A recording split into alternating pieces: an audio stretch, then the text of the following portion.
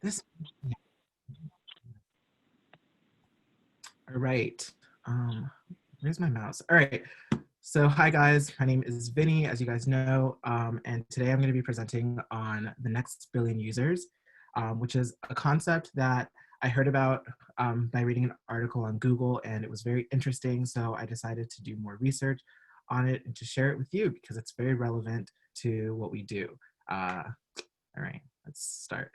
All right, so basically, who am I? So my name is Vinny Karanja, like I said, and I'm a computer science major here at Notre Dame. I originally came in as economics and Spanish, but then I decided that kind of on a whim to drop everything and just all gas, no brakes, rush computer science. So here we are.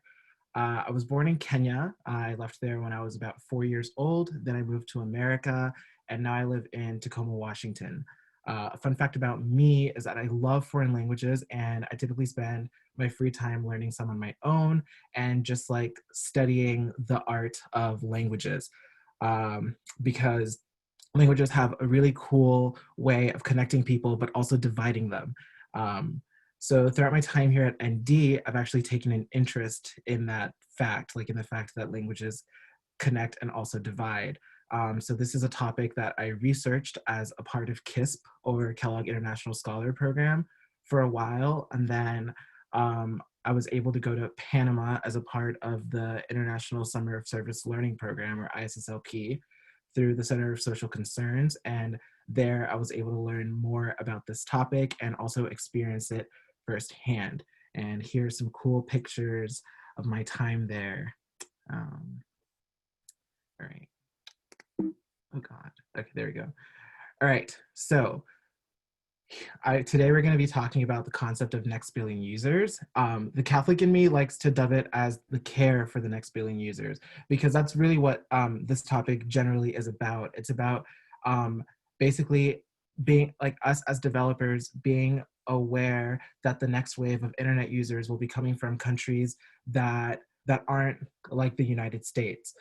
So it's basically about how developers can be constantly aware of that so that we can build products that will have a wider reach on the world population. And if that's not good enough of a motivator for you, then you can think of it as ways that you can make profit for your product on a global market, if that's what gets you going. So first, I'll throw some numbers at you and explain their significance. So that's straight facts. And then I'll go over ways in which developers can go about making products for users in emerging markets. Later, we'll talk about ways to accommodate for users as well, for these users, as well as how to be more conscious about your developing on a global level. And then lastly, I'll show some relevant examples of these practices today and how we can incorporate them both now and in the future. All right. So it's important to note that a whopping like 58% of the world is considered is consists of active internet users. So that's roughly about like 4.5 billion people. And from that cohort, more than half of those active users are coming from Asia, so mainly from countries like China and India. Knowing this information, knowing that a great part of the world's internet users are coming from places like India, was basically the catalyst for this next billion users campaign. And it's because people started seeing that more people from these emerging markets, places like India, Brazil, Kenya, etc., were getting online, but also knowing that the availability of internet in these places isn't as reliable as it is in the United States. So when we figured this information out, we knew that there was a need to accommodate more for these users and basically make our apps more user friendly for them. So now we're gonna go into like how that's possible. All right. All right, so we're going to talk about empathy and effectiveness, right? Okay, so the first thing to remember is that internet connectivity and is something that we all take for granted. Like whether we like it or not, it just is, and that it's not always guaranteed in other countries. So by understanding this concept, we can begin to incorporate some sort of like offline modes for our apps, right? So for example, in Kenya, when I'm there, like sometimes my internet connection will go from 4G to just like 2G, like within an instant. And it's just because connection there is pretty scarce. Um, and like to bring some meaning out of this, like let's say that I'm watching like a cow milking tutorial on YouTube at the time because it's like my turn to like milk cows on the farm. This is a true story, by the way. If my phone like then goes to 2G and I can't connect to YouTube anymore, I'm kind of screwed because my video froze and now I look bad in front of my whole family because I have to tell them that me, like the milker for the night, wasn't able to milk any cows and now you won't have any milk. But on a more serious note, right, let's say that you're a teacher and you save your lesson plans like on Google Drive or something, and on your way to class you can't access these lessons plans because um, of spotty connection like on the road. And now you risk being unprepared for class and it's coming at the expense of children's education. And for example, another example is when I was in Panama, I would commute to work, and on that commute, I'd like to listen to the news. And sometimes during same thing would happen. I just wouldn't have internet connection on my commute, so then I would lose this information. So certain apps like ours, for example, are what I like to call on-the-go apps, and they're apps that I think will always be used on the go because they provide a source of information and humans value information. So as developers, it's our duty to accommodate that and make sure that that our apps aren't rendered useless when connectivity is gone. And one way to do that is to have a sort of offline mode or a way to grant users access to features of the app that don't rely on internet connection, such as viewing the calendar or viewing the events that you have for the day, etc. Okay. So this one, small cells. So another important thing to remember is that in other countries, small devices are those that sell.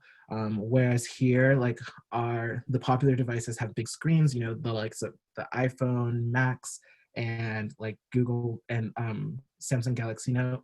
Devices like that are the ones that tend to sell here, but the contrary is true in other parts of the world. So for us developers, this means that we need to consider things like storage um, um, and how much space our app takes up on phones. So for example, Google does this with Google Translate, where Google Translate will take up a bit like 5 megabits of storage on someone's phone. And this is because they know that most phones sold in other parts of the world, or the phones that are more popular in other parts of the world, typically come with storage of like 500 megabits, like less than gigabyte. And honestly, this is very hard to do, and it was really hard for me when I was a dev because I'm the type to obsess over new features, right? Like right now, you guys know that I'm very anxious about the iOS 14 public beta to release. So that way we can ride that wave and take just complete advantage of it. However, it's very, very important to remember that in emerging markets, like I said before, um, cell phones have very limited storage. So we have to be considerate of that in order to make our app more relevant and more user-friendly for other parts of the world. This then, puts a strain on developers, but it's positive because it forces you guys and it forces to become more concrete in your developing and to make features that are less gimmicky because and more that's providing like more of a direct and intuitive user experience. Okay.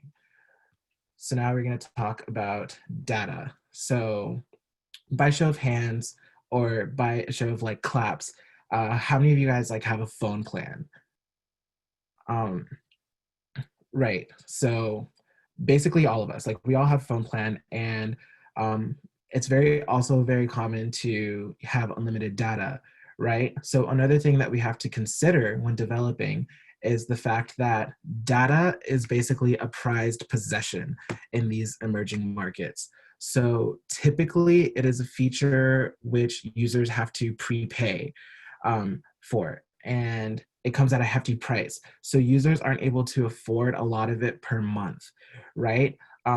And because of that, this is something that affects user behavior. So for example, when my dad went back to Kenya for the first time, he ended up using almost $50 in just 2 days because he ran out of data, because apps would constantly be updating through data, or just things like that. Like apps would be using data that he wasn't responsible for. Um, and like so as a so as a result, he started doing what most Kenyans do and what most people in these emerging markets do, and that's turn off their phone to save data. And this communal behavior of like powering down a device has other effects that I'll discuss later, so just keep that in mind. um, but this affects us as developers because it requires us to like constantly keep in mind the fact that in some countries, like 99 cents will get you a meal, right? And 9 times out of 10, that meal takes priority over like any cool like data consuming update that our app has to offer that might cost this much.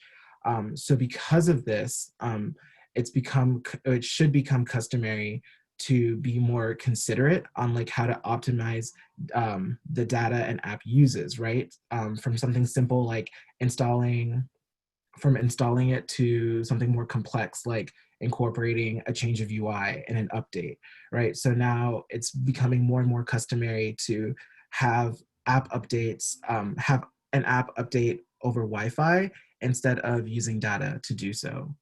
Um, so now we're going to talk about payment. All right, so back to my favorite country, back to India. So in India, less than 5% of the population has access to a credit card of any sort.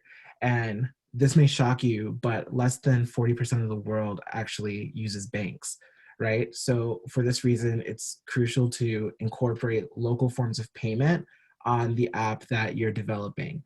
So something that's really popular is like cash on delivery, which Facebook does a really good job incorporating in their marketplace feature. And it basically accommodates for users who can't pay by card by allowing them to pay vendors in cash. And it also has some added benefits, such as the simple fact that it allows a user to verify that the product they wish to buy is like worthy of their purchase. In Kenya and in most of sub-Saharan Africa, we've used a Venmo-like service called M-Pesa for the past 20 or so years.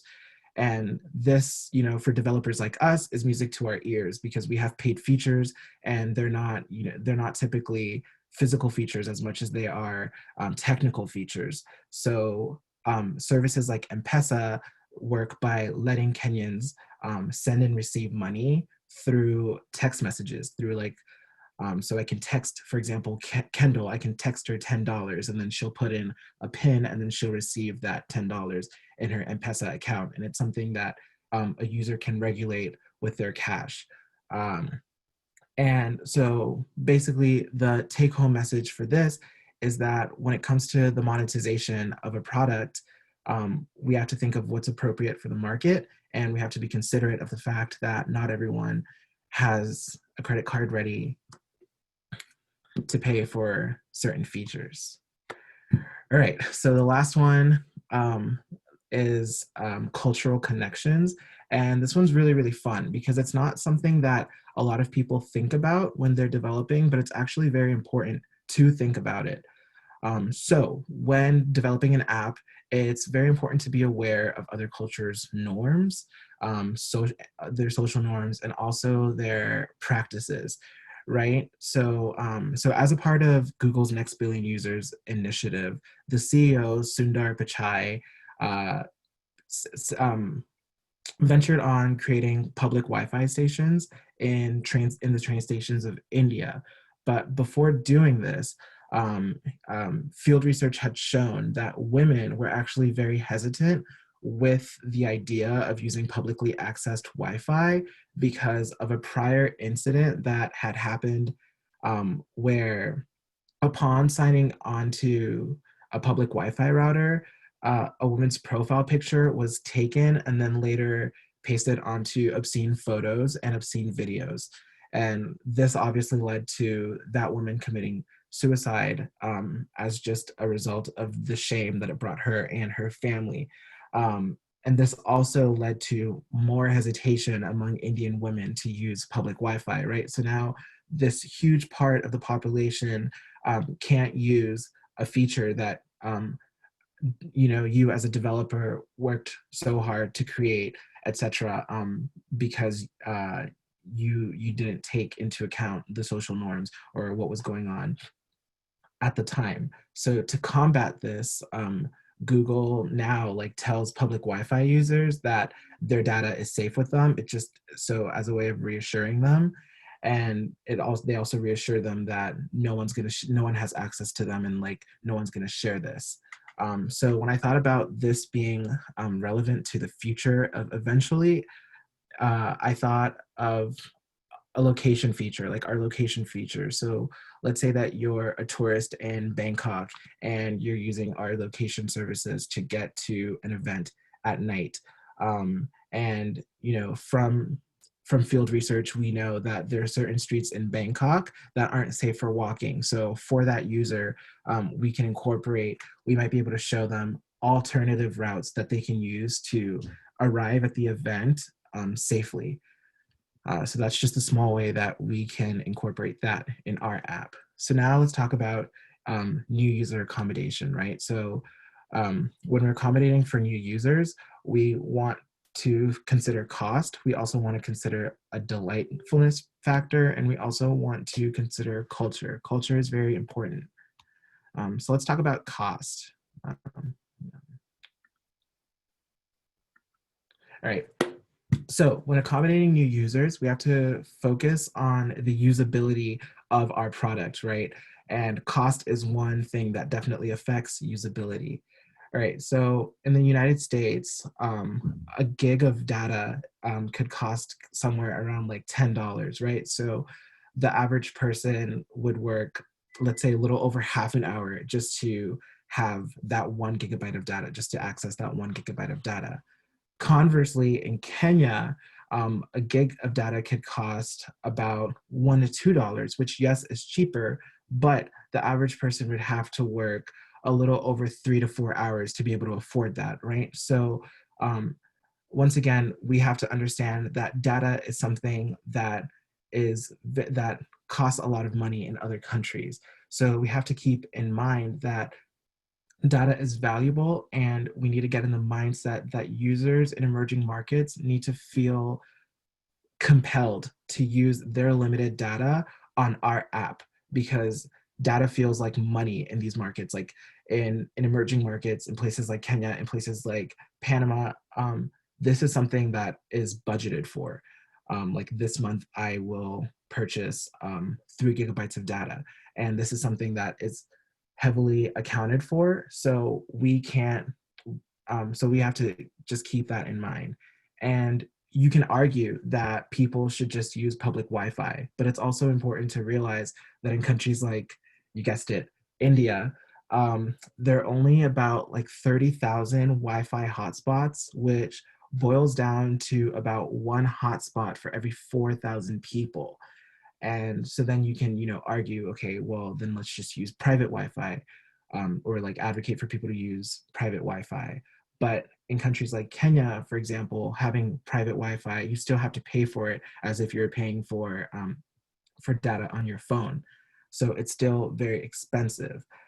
So this is something that I think can be combated simply by just showing how much data a certain task might consume before allowing a user to do it. So being more transparent about how much data our app will consume for the user, and thus accommodating for them more. Okay, so now let's talk about delight. All right, so remember what I said about people turning off their phones at night, right? So because of that, and also because of the fact that cultures in emerging markets are typically collectivist. People rely on their social circle to get more information, to get their information, right? So you'll find that a lot of songs, a lot of information, etc., like even news, is shared on platforms like WhatsApp through huge group chats. So what we can do to accommodate for this is to just allow more sharing for sharing content on our app, and allow for the transferring of content, maybe by using airdrop like features to allow users that are close to each other to be able to seamlessly share this content in a way that they're not using a lot of their data. Um, Another thing that we have to remember is that Western culture prizes minimalist, like the idea of being a minimalist, but that's not the case in other cultures. So, um, so if you look at the picture up top, oh, I don't know if you guys can see my cursor, but if you look at the picture that's not of people, um, to us, that might look like clutter and that might look very messy and very disorganized. But to a user in, say, Nigeria or Indonesia, it actually seems pretty preferable, right? Because it resembles how their local street markets look, etc. So it's something that feels more at home to them, and something that that feels more personal to them. So a way that as developers we can accommodate for that, or we can put that use that use those techniques in our app, is by remembering not to westernize things and to like nod to local aesthetics. um, when you're making an app, or when you're designing something that's going to be used by people in different countries, it's become pretty customary to hire local designers, because that shows that you care about local aesthetics, and it also makes your product more relevant to the country that you're showing it to. All right, so another thing to keep in mind is new user accommodation. So, so if you look at the picture on the left, right, how, like, I'm just gonna pick on you, Jacob. Uh, what does it, if you never had an iPhone, like if you never knew like what Siri was, like what would this prompt you to do? Like, what would you do if you saw this screen? So you would basically not know like what this is. You'd be like, this is a circle at the bottom of my screen, like what does it do, etc. So it's very common and it's very customary now for to show something that tells you the breadth of your features capabilities and what you can do, so that way new users, or users that don't have um, the same mental models as your consumers, as your average consumer, will still get the full effect and the full benefits of using your app. Another thing that developers do is they incorporate predictions for their users, which then makes it easier for them to navigate the user interface. So for example, my grandpa recently got a Chromebook and he uses Yahoo Mail. And so one thing that the developers at Google have done is they make it so that you can easily access your most recent, or like what they predict will be your next web page. And in my grandpa's case, it's Yahoo Mail. So now he doesn't have to type yahoo.com. He can just click um, a certain icon, and then it'll take him straight to where he wants to go. So then another thing that we have to focus on is user inclusivity. And basically, as devs, we have a tendency to come up with a target user, right? And so, for example, our target user at Eventually is a college student. And psychologically, we're drawn to think of someone from the majority population simply because of that, like simply because they're the majority. They're what is shown, and they're also what is known. So this is just about how we should strive to include people from underrepresented populations so that our app is more inclusive. And this has been done like many times, like by showing different hands holding a device, or Apple did it recently with their AirPods, and they showed a Black man wearing AirPods. And this also goes outside of just developing apps. This is also relevant in just everydays, and there's also many problems with this. So my calculus teacher in high school, when she was looking over past AP Calc exams, and she noticed that a question was asked in a way that was discriminatory against people who had dyslexia, because the way that the question was asked, if a dyslexic person had read it, they would have confused the numbers and mixed them around. So she had to write to the college board and, just let them know of that, and let them know that they weren't being accommodating to various types of populations. So basically, we should learn more from our global user communities and like how they use their tech. And also we need to like understand the different ways that an app can be used by people and accommodate for that. So an example of that is like Notability, which is a note-taking app by default. So that's what I use to take notes. But if I give it to my nephew, he's going to use it as a sketch pad. But like on a more serious note, we have to remember marginalized groups also when developing, and put them at the forefront of our thoughts. And this can be done by like talking to accessibility experts about how to make a more usable user experience for blind students, or like accommodate for people who are deaf, etc. And then this one, another way that we can do, that we can be more globally conscious, is by accommodating for various levels of literacy. So if you look at the picture of the left, it's not very intuitive what any of those characters mean, except for maybe Grace might know what those characters mean. But if you look at the picture on the right, you'll see that the characters are drawn in a way that makes it easy for non-Mandarin speakers to know what they mean. Like, that the one at the bottom left is water and the one at the top left is fire, etc. So when we're building our apps, we need to accommodate for various levels of literacy, and remember that not everyone speaks English at the same level that we do. And a simple way of accommodating for that is using few jargon words and using more basic English that's friendly for everyone. Okay, so this is the way that this is like a little demo that I made, and it's me using Apple's new translate feature offline. So let me see if it'll play. ¿Dónde está el metro? Can you guys hear this, by the way? Oh, okay. ¿Dónde está el metro?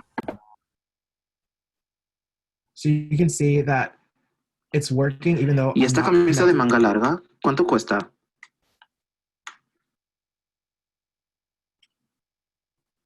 Se lo tendrás que decir tú para que te aconseje bien.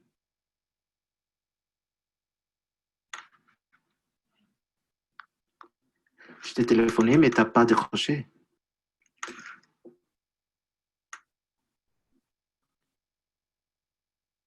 Tais-toi. Assieds-toi avec nous.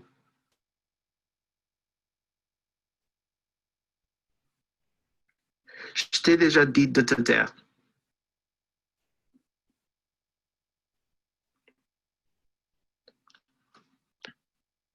Pero a mí no me gusta que me traten como si fuera un bébé. Il est le mec dont l'on a parlé hier.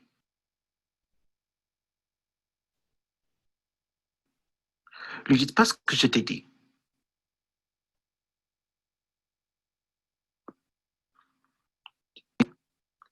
Ouais, merci. Trouve-le-moi parce que je n'ai besoin.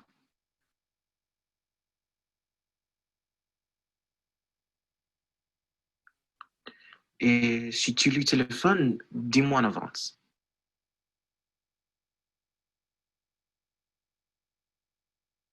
Right. So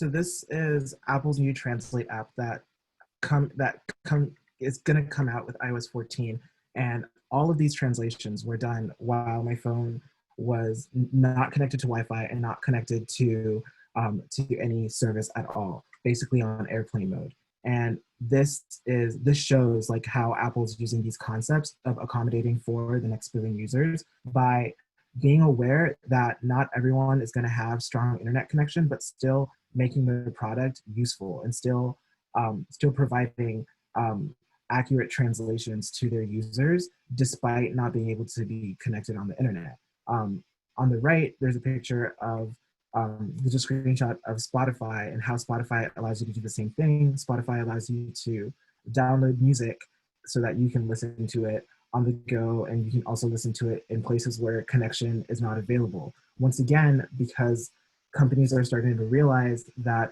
a majority of the next billion of the next users that will of their app are going to come from places that don't have great internet connection or as great internet availability as we do. Okay, so then this next part, this very last part, is basically how we can utilize um, these these um, these uh, these lessons. So this is important to us as eventually because we're a service that can one day be used globally, right? But we're also at the beginning of the road when it comes to our developing. So there's so much potential and so much room for us, like to reach higher and like incorporate these, starting in the near future, and so that way we can be more relevant and more user friendly um, to the global market. So this is where I'm just going to briefly open up the floor for like a bit of discussion on how you guys think that we can incorporate some of the things that we discussed today.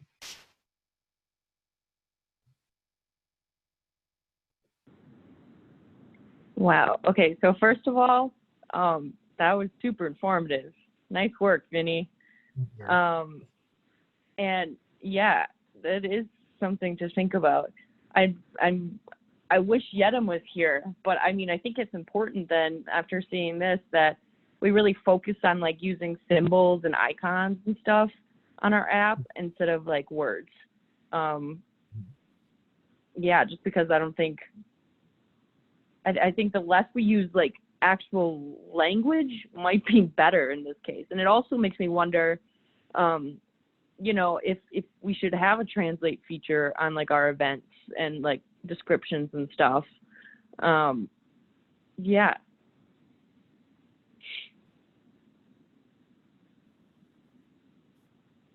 No, that's something that I've thought about too, like a couple of times. Just like because pictures are more universal, so they would have like a broader reach for our users. Like what when and if this becomes like something that people are using. Yeah, Rand, I think you're about to say something. Yeah, I was gonna add to like having like more icons, less words. Like I feel like just in general, honestly, like if you can express what something is going to do without words, that is better, even if you know the language. Like I think it's nice. Like you open an interface and like you know what a button's gonna do without having to like read anything about it, right? So I agree. Just like on a common sense standpoint, the less words we can use to describe functionalities and just like make it obvious what things do, that's better. Yeah, kind of to add on to that, like even that we can use words, I think pictures are more engaging to the audience. A lot of people are visual, I don't guess learners, but a lot of people take pictures a lot easier to understand and comprehend and more engaging than words actually are. Yeah, I just had a question actually. Like I remember like you had mentioned at one point in your presentation you had said like companies like for products that they have they'll employ like local designers and stuff. Do you know of like any mhm. actual like big mainstream apps used worldwide that do that? Yeah, actually, I know that Google, what they did was they were making a sticker feature for one of their apps, and I think it was Indonesia, maybe it was China. I mean, maybe it was India, and they to make those stickers they hired a local designer from the area that could capture more of like the vibrancy of the culture, but then also incorporate like certain words and certain phrases in those stickers in a way that was relevant and meaningful for their customers. Yeah, I think that that's the same with the sticker making app, like on WhatsApp. It's not WhatsApp hiring designers from the culture, but like anyone, for example, like I could make a sticker on WhatsApp and incorporate Kenyan flair to it, etc. Things like that.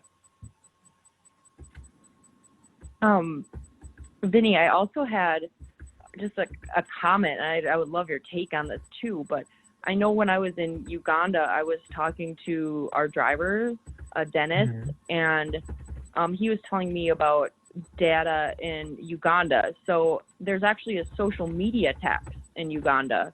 So for every, like, whenever you buy data, and if you use social media, like the government actually tracks that and you owe a tax on it. So yeah, like I don't know if what you think about that, or if maybe if Kenya does it. Like I don't know if anyone else has heard about it, but I thought it was really interesting, but also like, in my opinion, very harmful for the like aspiring ecosystem of social media. Yeah, no, I think that once again, I think that is something that so I don't think it's a thing in Kenya, but I have heard of it in Uganda, and that makes me think, like as a developer of how to basically how to minimize how my social media platform or how a social media platform would like their use of data to not so that they wouldn't get taxed that much, just because speaking from a developer standpoint, it would be very hard for me to or for like to get the government not to tax data, even though it's something that I don't believe in, and it's also something that is frankly absurd. I think that the one of the solutions for that would just be to minimize like how the amount of data that an app takes, which I guess would be a Rayan thing, like doing that. Like, implementing that, like it's very easy to say, but I know that YouTube Go, like it's not a social media, but they'll allow you to download videos like with like for as low as like 16 megabits of data, something like that. It'd be very, the quality won't be as great, but you can still um you can still do like basic functions and carry out the functionality of the app. Yeah. That's Yes. cool. Yeah, like the government's like reason for taxing was because they were like, well, everyone in Uganda like now uses Facebook. Like we could make money off of that. Which I'm just like, like that is an interesting perspective to take. But yeah, like I thought it was like really neat to think about, because even when I was there, I was gonna buy like a phone and like a service and stuff, but then like Dennis started telling me about all the loops and whole hoops that I have to jump through, and I was like, okay, maybe not. Like I'd rather just use my phone and pay more from like for I don't know, like American service. Like I don't even know how that works. But yeah, like that was something really cool. Yeah, no, and then one thing that I noticed when I left America for the first time was that like LTE isn't that much of a thing, and Right. not just developing, like even in Spain, like the fastest speeds I can get in Spain were 4G. So then that also is like a whole nother subject of accommodating for global users, etc. So it's very interesting, and this is like a really cool topic, I think, because it just makes you be aware of people outside of your country, like outside of the United States, and that's why I like it for us, because we're literally just starting. So like, and because of that, like this wouldn't be as hard for us to do. Like it wouldn't be as hard for us to incorporate these these tricks as it would be for a startup that was like well underway, or like more, Yeah, cool. Yeah. Does anybody else have any questions or comments or stories? Oh, I just wanted to add. It's more like a comment that in Mexico there was like some like the government announced that we're gonna like tax a few services like Spotify, Amazon, like anything that do like that does like streaming. And that was like a big controversy. So just wanted to throw that out there, just because when you were Did talking it about. actually go through? Did I it believe actually so. happen? I believe so. Wow, yeah. really? Yeah. But I mean, it was the same argument, right? Like, so many users are using it, might as well just tax it. Like, I mean, that's like the government's perspective, not mine. Um, but yeah, Wow, that's interesting. So now like when you use Spotify, like you're just, you have to pay for it like extra, or well, yeah, Spotify was just like, you know what, like, so like we gotta increase like the what's the name of that, like how much you're paying, because there's not taxes. The price. Yeah, Yeah. sorry.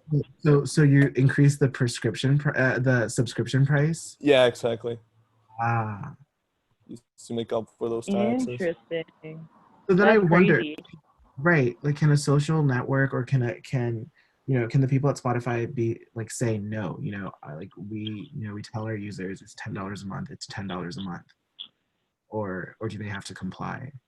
Well, I guess they gotta comply like in the total, right? Yeah. Like whatever they're paying, like it's whether Spotify is gonna pay for those taxes or the user. But in the end, like it just ends up being the user, right? So Right.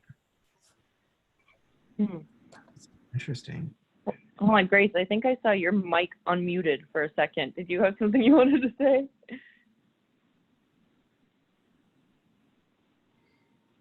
It's not important, but I did heard Vinny mention my name, like using the Chinese characters as an example. So yeah, I do understand those characters, and I think it's a good example because I think that's the way that Chinese characters are taught. Like because they do origin from some wall drawings. So yes, it's definitely a better way to visualize than just seeing a bunch of weird strokes without knowing their original meaning. So yeah, just saying, I think that is a good example. And I really can't talk about streaming services, like especially originated from America, because it's all banned in China. So That's yeah. crazy too, but yeah. But you guys Netflix use is VPNs, banned. What did right? you Like say? the Chinese use VPNs, like, and get around it. It's my understanding that many people still have like Facebook accounts and stuff like that, or is that not the case? At least everyone I know have VPN, or they won't be able to study anymore. But the VPNs are not that stable, and they can be pretty annoying sometimes. Like they are not that easy to use sometimes, and especially if there's like a political event going on, so the government definitely make it even harder to use. So yeah, not an ideal solution for sure. VPNs are so, it's been hard for me to find a good VPN for, I use VPNs for like less serious reasons. Like I want to watch something on Netflix, but it's not available in this country. And it's really hard to find a good VPN. And it makes me wonder, like, should people make better VPNs, or should we, aim to rid the use of VPNs to begin with? Break the use. Free the internet. Right, right. All right, I'm gonna stop recording now, just so that we can talk more about conspiracy theories. Okay, yay. Yeah, that's the end of my presentation.